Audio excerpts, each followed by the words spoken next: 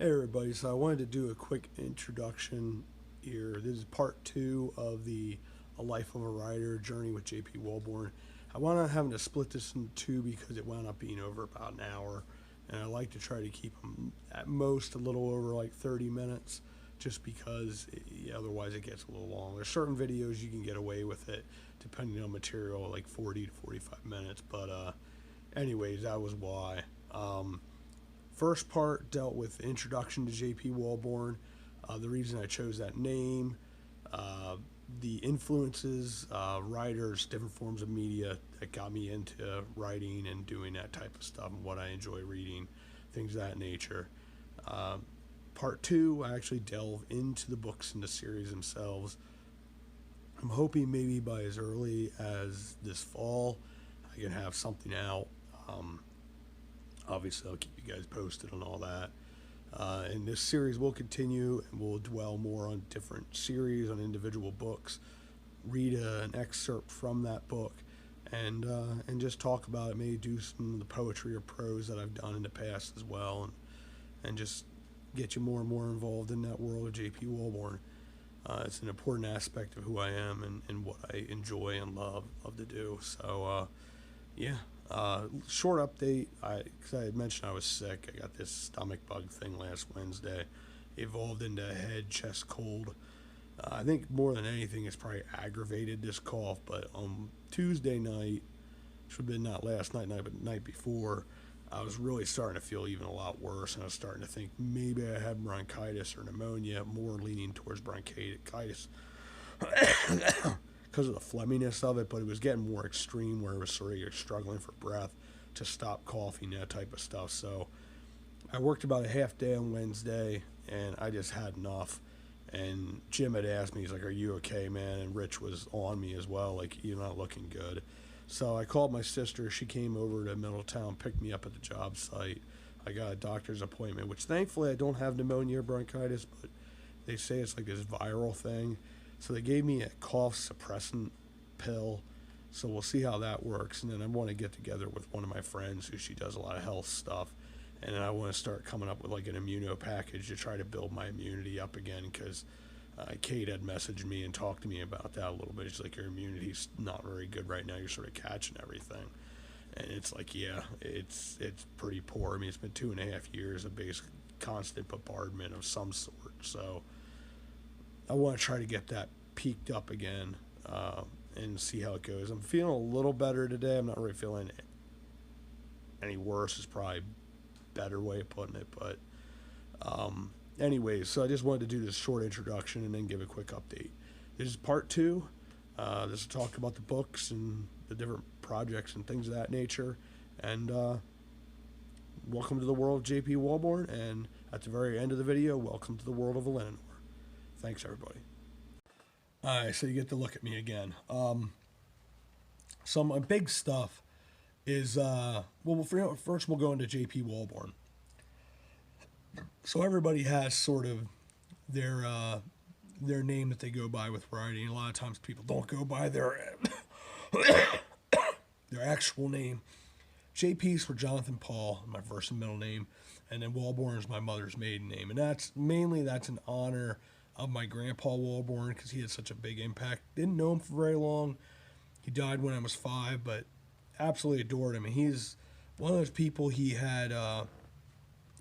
wasn't considered to be a very educated man or even an incredibly intelligent man, but he was a wise man. He had sort of those smarts and wisdom country folk have. And he used to have these different sayings, like he said about his hair, because he was mainly bald. He's like, "My hair isn't parted, it departed." And said, "I had a good idea, but I can't remember it," or something. There's a song along those lines. I'm probably saying that one wrong. My favorite one is like back when I was a little girl. I used to say that to my nieces and nephews, and they used to love that and get a kick out of it. Now they just look at me weird, but I used to always love saying that. But that was my pap. He was a good guy.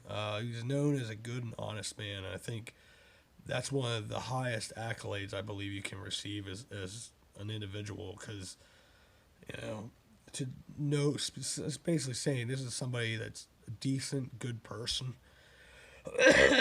someone that's worthy of trust, that type of thing. So that was the reason for my name, J.P. Walborn. They tell you actually the best thing to do for publishing, respects and monetarily wise, you should have your name, your last name somewhere between, I think, the G's and like the N's, because then you're always going to be sort of at that eye level on the shelves ordinarily. So you're always in someone's view. That's where you want to be. So that's what they tell you in the publishing world. When I went to school, they said that. But the heck with that. I want a name that actually means something to me. So that's why. So my big stuff, the thing I have expressed a couple times here, 12 Gauntlets, Provider of Light's the first book. I don't know how many books it's going to be. It's going to be a big series. It's vast series. And I liked one of the things that Robert Jordan did with his Wheel of Time series. He does, he follows like individual characters over the breadth of the book. They'll have like five chapters following Rand Thor. And then his symbol will be like a dragon. It'll be like little artwork above it each chapter. Then the next 5 chapters will follow Matt Coffin. His is like a staff and snake or something like that. And then the next 5 will follow the character of Perrin Ayabara. His is a wolf because he can speak to wolves. And then you have Egwene Alver, so they'll have something with her that has to do with the magic users of their aid, the Aes Sedai, or I think it's how it's pronounced. And then you might have Nynaeve, which I'm probably butchering her name as well. That's one I always struggle with. But hers would be something like she's smacking somebody in the head with a stick, and she's very violent. But it's a cool character, but she's sort of terrifying. But so that's the big series. How I do it is I have, in each book, there's 2 major storylines. So you'll have like 5 chapters following this character. Like in the first book, I believe the major storylines, it follows Thomas Sawmill, and then the second major storyline, I believe, is a character named, her name's Dari. She's a really important character.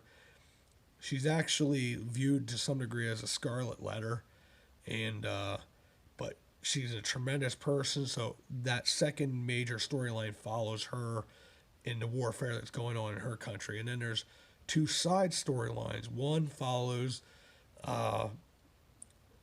one character who's doesn't really know who he is. He wears a mask.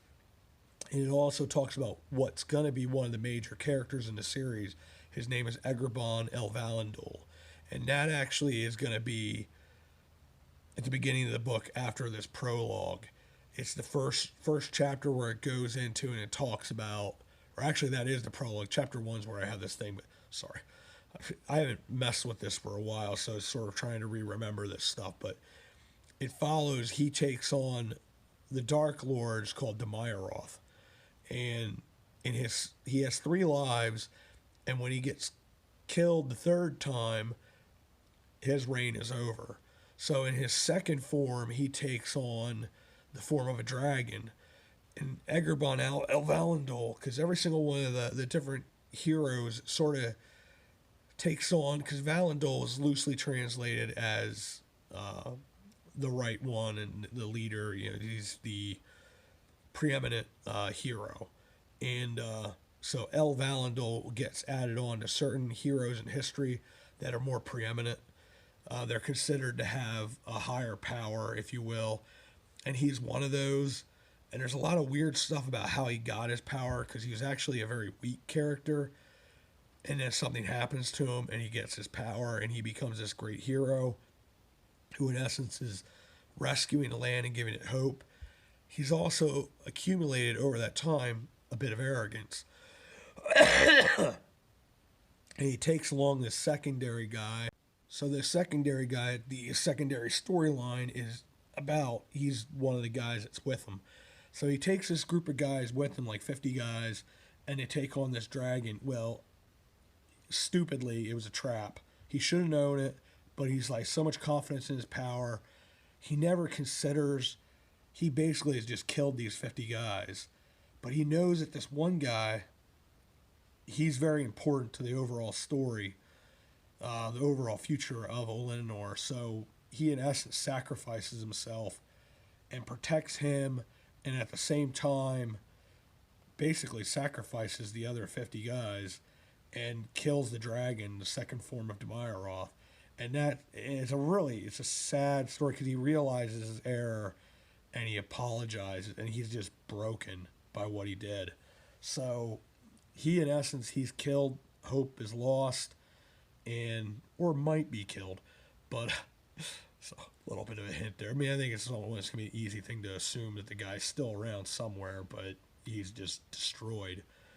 So it follows this individual who he's the one that got saved, but he also has a lot of remorse about that. And he, as much as Egremont tries to protect him, he still gets damaged, like horribly damaged. And that's why he wears the mask, because his face basically got melted away. He's a broken man. So it follows him because it's important for him, despite his brokenness. He has to go and find Tommen's sawmill to save him because of Tommen's being so important, being ultimately the provider of light, who's what gets everything kick-started. The 12 Gauntlets are actually the land was originally protected. There's like 12 statues throughout the land, and they wear these gauntlets, these protective gauntlets.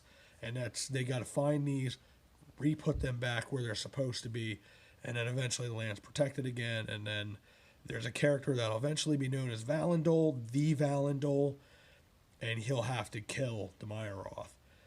At what cost? Who knows? But anyways, 12 Gauntlets has all this going on with these different storylines, two main, two side storylines.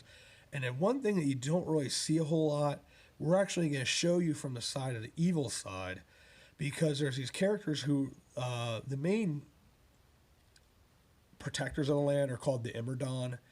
And the Immerdon, they have 12 families that are the high families, like the high class families. They're the nobility, if you will. Each one of those families has a head. And then you have 3 that are they're much more populous. These are the individuals that are, in essence, like the rangers who protect the land. And each one of them has a hero as well, or like the head of family. But Demiroth convinced these heads of families to turn onto his side, and their consequences, they became like these death-like creatures, alive but dead to their own people, and they're called the Lamori. And so we follow them, because not all of them are what they seem. Some of them want redemption. There's a lot of scheming. There's some that want power for themselves. There's some that are totally dedicated to Demiroth and are nuts. There's some really scary legends off of some of the characters. One of them's name is Sir Cal. Another is Picald. And they have like the children's tales. Like, if you're naughty, Sir Cal's going to come and get you and you won't like it. Sort of like, what was that character, the evil Santa Claus character that he did for the holidays, like Bernschnickel or something like that, Beanschnickel, terrifying.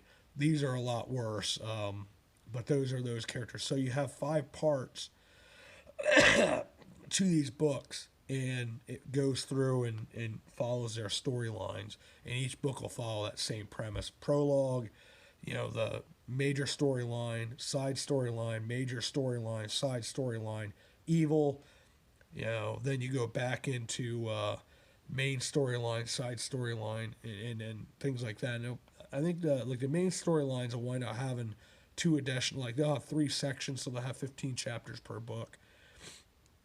The side storylines have 10 each, like 2 sections of 5, and then the 5 chapters for that. So you're talking about a book about 55 chapters long. They're big books. They're comparative to, say, Wheel of Time, the size and scope. Very excited about them. A lot of fun. I'll actually be reading you the first paragraph. Hopefully I can get myself prepped where I don't cough and I can read it straight through.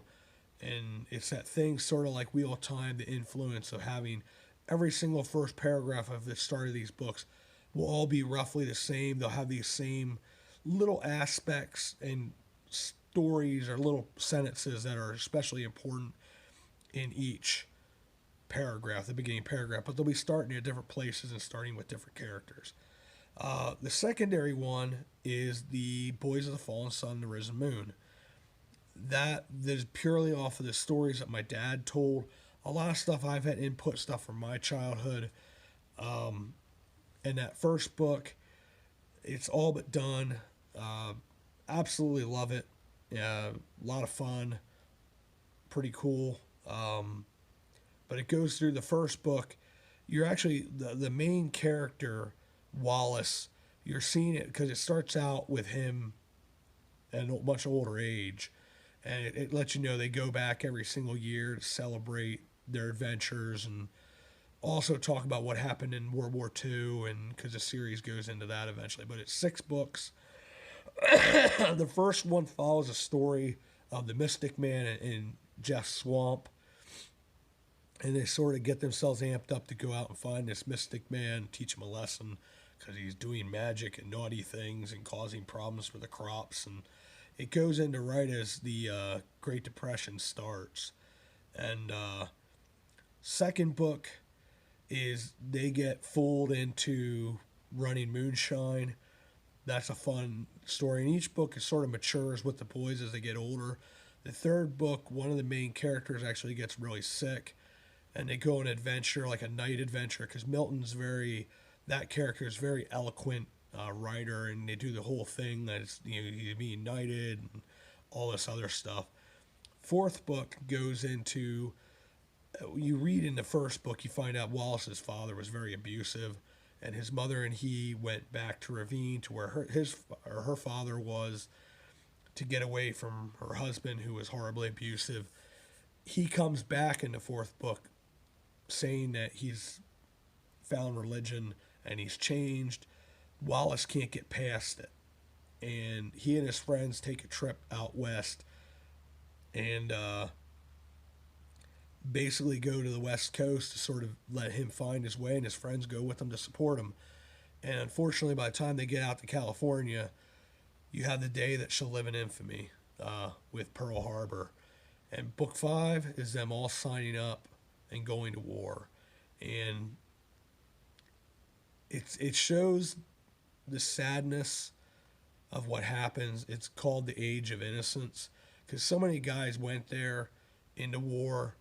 And I had the privilege of talking to a couple of really awesome gentlemen. And they really gave me a good insight into like psychological aspects, which is more what I wanted to concentrate on than necessarily the action. And you get to see the loss and the sadness and the breaking, and the PTSD, those types of things. So that would be book 5. Book 6, another tragedy happens, and all the boys come back, and that's when they decide we need to do this yearly thing where we come back and give our pledge of the Boys of the Fallen Sun and the Risen Moon. And that's that series. It's got a cool, unique twist to it. I want to try to make it as hard as possible to figure out what's actually, going on. But the ending's already written, and that's something I'm really proud of. Another series, it's just like a series, but it's a single book.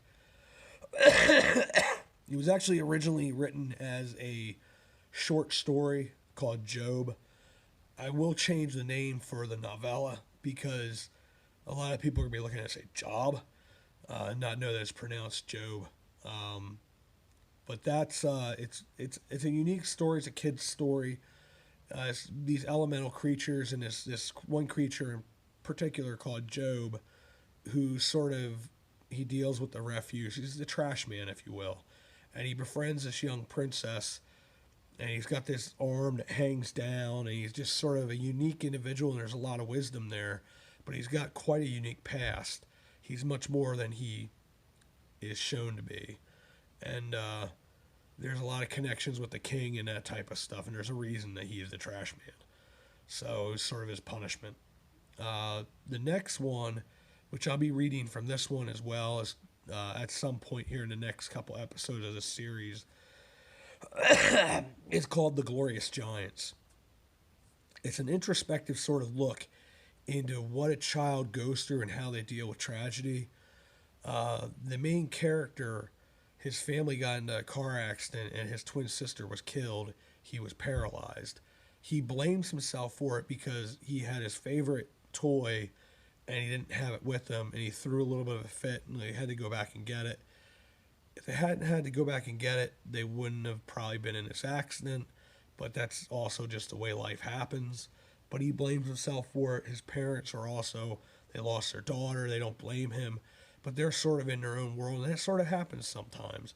Everybody's dealing with grief, and he gets forgotten about. So in his dreams, he escapes into this world, and he meets these creatures that he calls my glorious giants.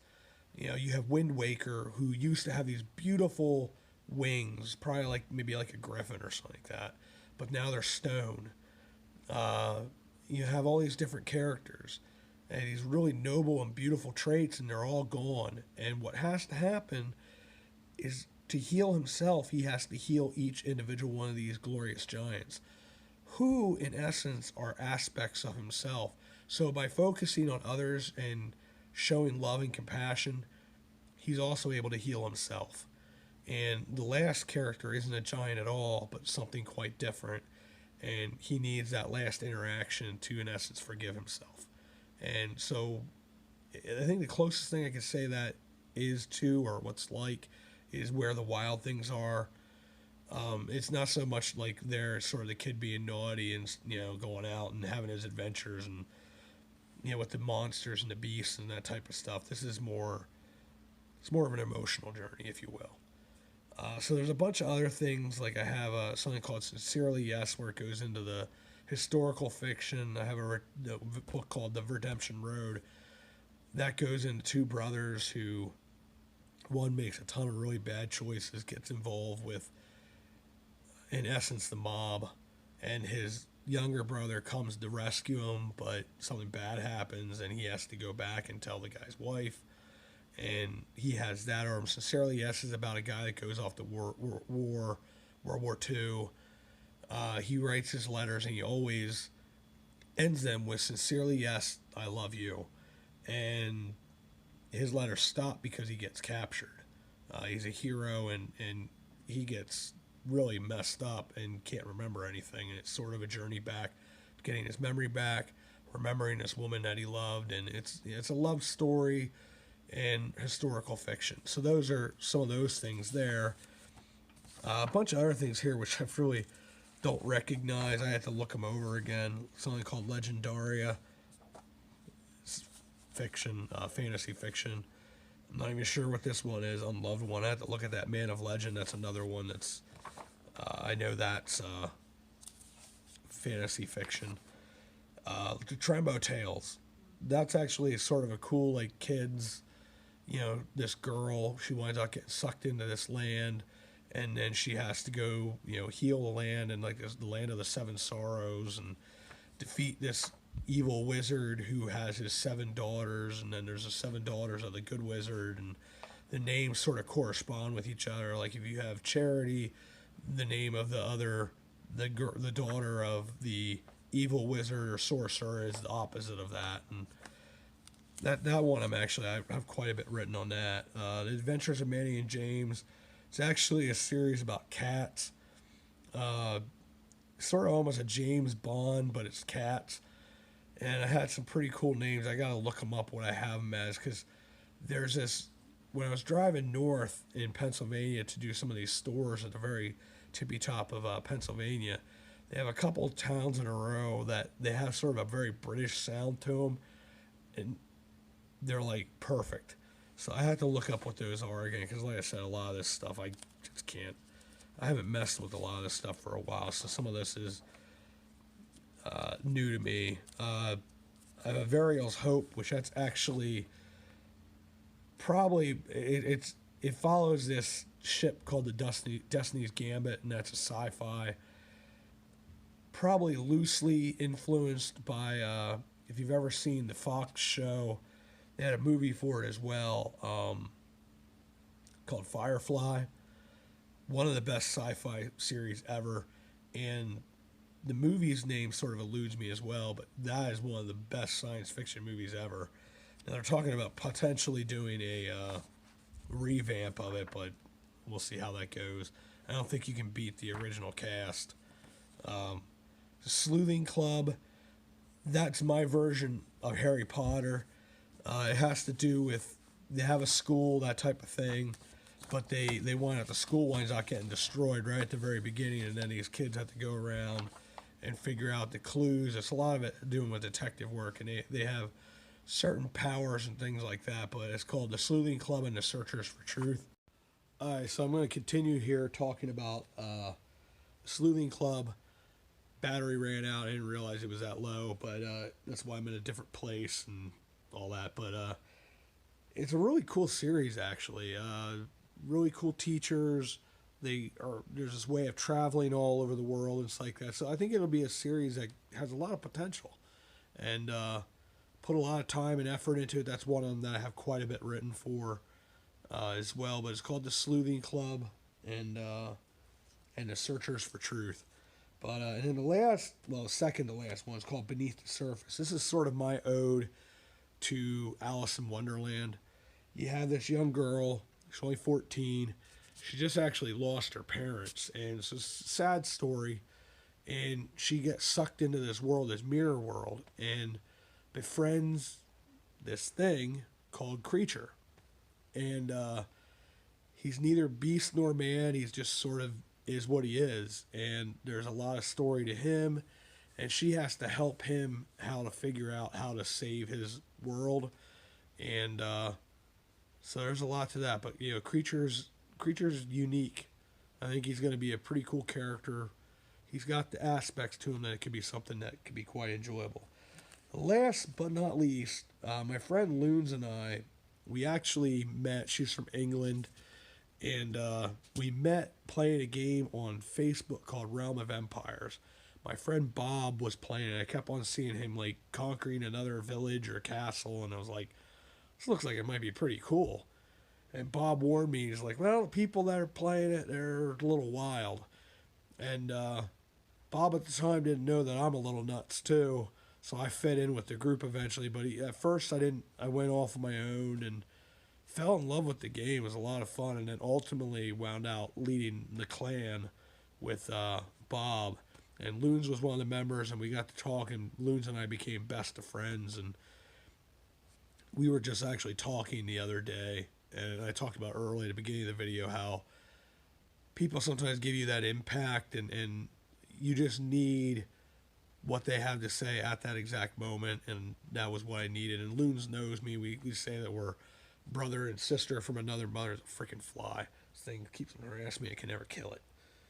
It's like a ninja fly. But anyways, it just sort of knows me, and we know each other really, really well. And she's one of my best friends, and she's just phenomenal. At some point, she's the one that we want to go over to England at some point, and then she works for the Royal Post, so she can actually get into a lot of these places for free for herself and one other person. But she's going to take us all around, and it'll be pretty cool. I've talked about a number of times losing. I should escape over to England, but we'll see what happens. But that's a series that she was like, oh, we ought to write together. So it's called The Elemental Papers. Sorry, man. Wow, that was... Whew. Sorry about that. But anyways, it was funny talking about that. Rich will have, like, dogs don't like him for some reason, and he'll just be like, ruff, ruff, ruff, ruff, ruff, ruff, ruff, ruff, ruff. I'm like, shut up. And then I'm like coughing all day, and he's like looked over, he's like, shut up. He's like, and Jim was like, he's talking to you like he talks to the dogs. It's like, well, it's pretty loud and obnoxious and annoying, so I can understand it. But anyways, it follows sort of these groups of people that have elemental powers, and you have groups that have powers over fire, people that have the elements of earth. It'd be power over earth, power over water, power over wind. Then you have this one noble group that they have a power over all four. And they're very unique, very, very rare, they're the nobility class. Well, over time, the individuals that had the power over fire, they basically assassinated the vast majority of them. So the last of the line has been moving and hiding. And it's cool. The prologue, Loons and I were on, I think it was Skype at the time. Now we do everything off of Messenger because it just works better. Skype would constantly break down, and probably better now, but sort of grew to hate Skype. But we went on Google Maps and followed from the start where they got attacked in their apartment where they get found again, and then this huge car chase that goes all the way, I think, to Bristol. And you can actually follow the exact path because we rode it exactly like the path that we took, the motorways and the M6 or whatever it is. That was a lot of fun, and there's a lot of Gaelic involved with that because that was one of the things that I partially taught myself. I can't speak it fluently or understand it fluently, but I need to get back on that. But I use Gaelic, and that's their language that they use, and there's a really eloquent saying that he says to his wife before something horrible happens. But it follows, she's pregnant at the time. Unbeknownst to them, has triplets. And it follows their 3 children. And each of them have been hidden. They were rescued and then hidden in different places. The daughter was placed with a very posh family, very rich family. The oldest son, by whatever time he was the oldest, but he's the one. He's very, very much a leader, very even keeled, doesn't let a whole lot of stuff bother him. He was placed with a farming family. The daughter's very sassy, straightforward, go get him, pretty cool character. And the third child, there was mistakes made, and he was put in an orphanage. Not just any orphanage, but a really bad one in like a really bad section of London. So he's going through, in essence, he's going through hell in his life. And been bullied terribly and all that kind of stuff. There's these creatures that are connected to these elemental people. And they take the form of cats. Loons loves cats. So she's like, we gotta do something with cats. I was like, trying to figure out how we can do this without it coming across as hokey. So there are these creatures that they used to be able to take different types of forms. And a lot of this has to do with Egyptian mythology as well. Even though it's set in England, in London, and throughout England, the adventure goes on. It'll go into France and different places in Europe. Freaking fly. But these creatures got stuck in this form as cats because it has to do with the villain is Anubis. And there's a lot of historical events have to do with this and stuff like that. So we had, I think, one of the great fires in London had to do specifically with this. And that's all written into that. And but anyways, each of these cats has their own personality. The girl has the youngest of the 3, and this is all that's left of their species. It's actually the granddaughter of the oldest and the daughter of the son of this oldest character. The girl, the young one, the personality fits. She's the warden or the protector of the girl. The leader, he gets a character named Arthur, who is actually one of the hierarchy, and the major reason behind the destruction of his race and then being stuck in this cat form is because of some bad decisions that he made. But his personality fits very well with the leader of the 3 kids. And, laid back, very wise, perfect for this kid. The third kid, the one from the orphanage, is sort of beat down by life. He gets the grumpy old man, who's the son of the oldest of these 3 creatures, or they're the cats. And his name's Charlie, and like I say, he's like a grumpy old man. He's very gruff, very abrupt. And there's some really cool scenes, but he's got a beautiful heart, and he's perfect for this third kid. to sort of build him up and make him into the hero that he needs to be at some point. So they have to go around, they have to find these elemental papers to protect the world so this tribe of people that have control of fire don't destroy the world, basically. There's a lot of different things that are involved with that, and I think it's got a lot of potential. And it's a lot of fun, and being able to do that with my friend Loons, very cool. So with that, I am going to read you an excerpt. Hopefully I don't die. I want to try to give this justice. So we will read that here in a second. Alright, so welcome once again. Here we're going to read the first of writing from J.P. Walborn, me.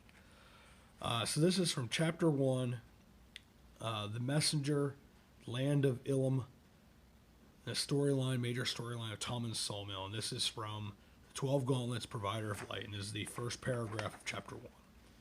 For years beyond memory, throughout all the ages of this land, and from every fable passed down from father to child before the family fireside, there are tales of unseen things that come in the night, and of those who bring hope to defeat even the darkest of nightmares.